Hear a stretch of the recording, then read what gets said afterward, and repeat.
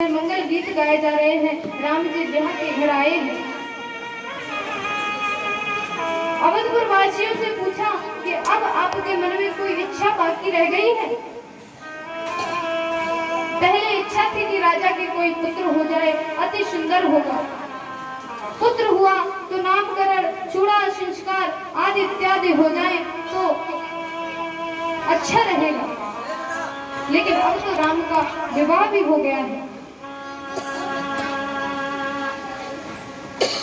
तो जनकपुर के वासी क्या कहते हैं कि पहले राम मेरे स्वामी थे, लेकिन अब तो मेरे अवधपुर स्वामिनी जी आ गई हैं, तो मुझे अब फिक्र की कोई जरूरत नहीं। और अवधपुर के वासी कहते हैं कि श्री स्वामिनी सिया जी हमारी फिक्र मोहे काहे की। श्री स्वामिनी सिया जी हमारी फिक्र मोहे काहे की।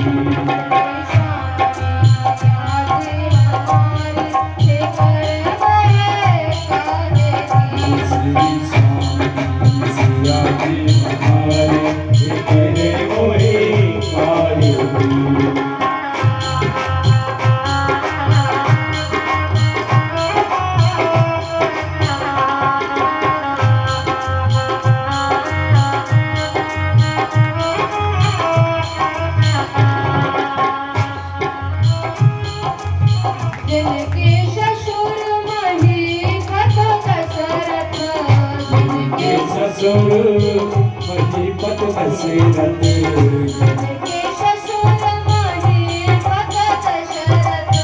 जिनके ससुर महीपत दशरथ।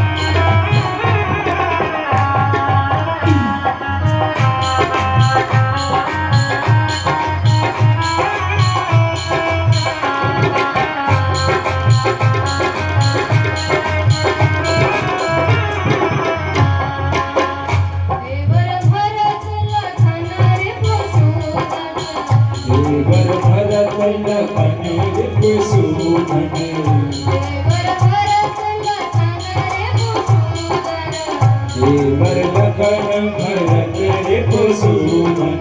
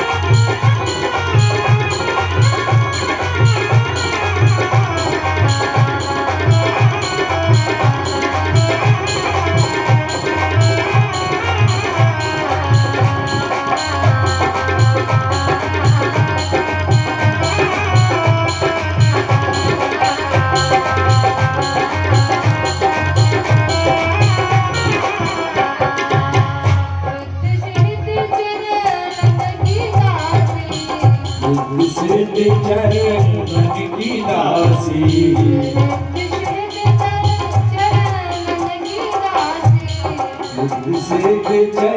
चरण की दासी।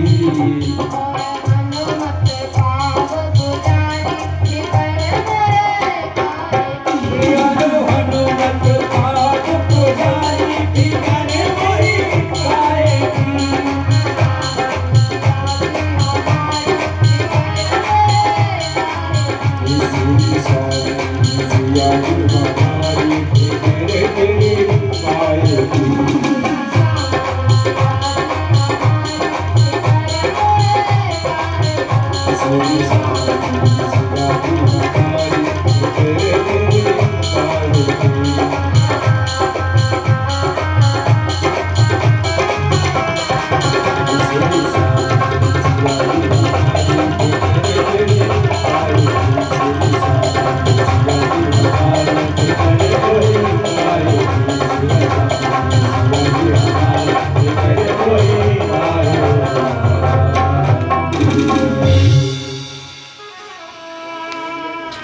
अवधपुर के वासी कहने लगे कि अब तो मेरे पास जगत पिता और जगत माता दोनों हैं, अब मुझे किसी बात की फिक्र नहीं, लेकिन एक मन में इच्छा है कि अब राम जी का विवाह हो गया है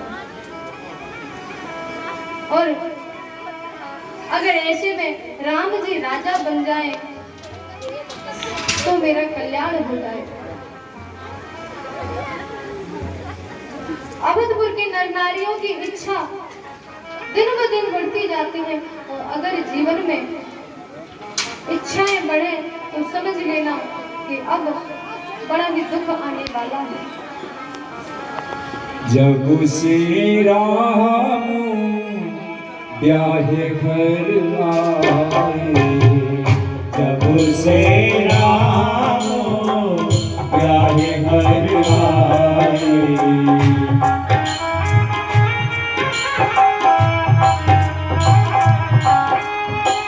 जब से राम ब्याहे घर आए, नित्य नव मंगल बोध गवाए, नित्य नव मंगल बोध गवाए।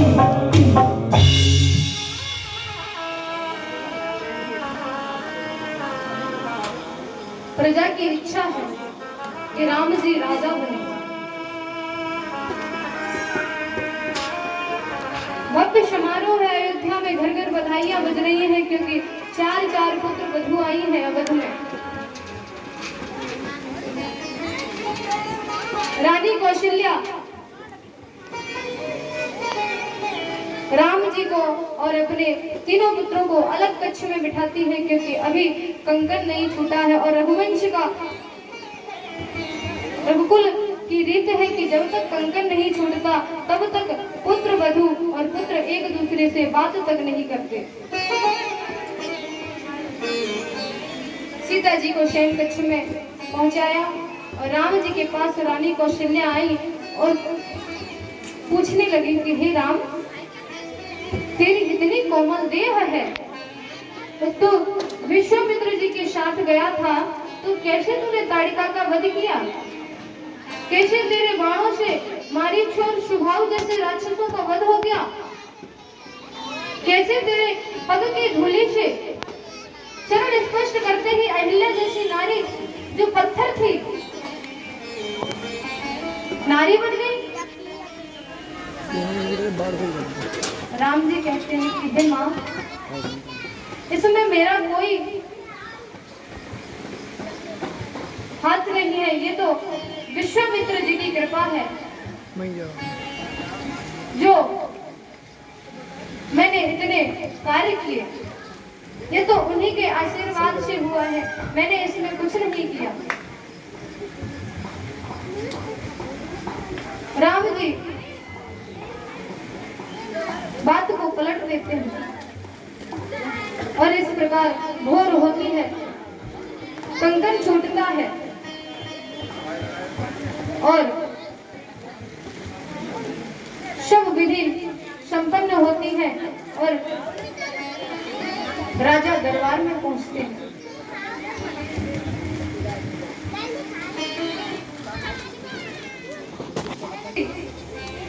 समस्त विवाह के मंगल कार्य हुए, सबको विदा दी। ऋषि मुनि विदा हुए, विश्वामित्र जी को विदा देते हैं। विचार करते हैं कि ऋषिवर को क्या दूं और राजा जी कहते हैं मैं सेवक समेत सुतनाई। हे विश्वामित्र जी, मैं आपको क्या